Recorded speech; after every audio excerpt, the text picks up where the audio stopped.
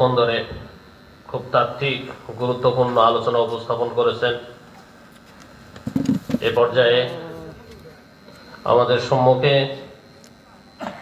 কোরআন ও হাদিস থেকে মূল্যবান তাকরীর পেশ করছেন নওগাঁ নামাজগড় গৌসুল আজম কামিল মাদ্রাসার প্রভাষক,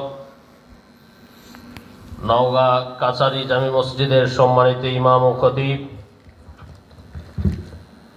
হযরতুল আল্লাম হযরত হাফেজ মাওলানা ওয়ালিউল্লাহ আমিনী, হযরত হাফেজ মাওলানা ওয়ালিউল্লাহ আমিনী।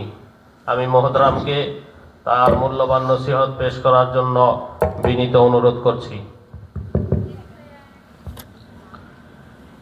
আসসালামু আলাইকুম ওয়া রাহমাতুল্লাহি ওয়া বারাকাতুহু।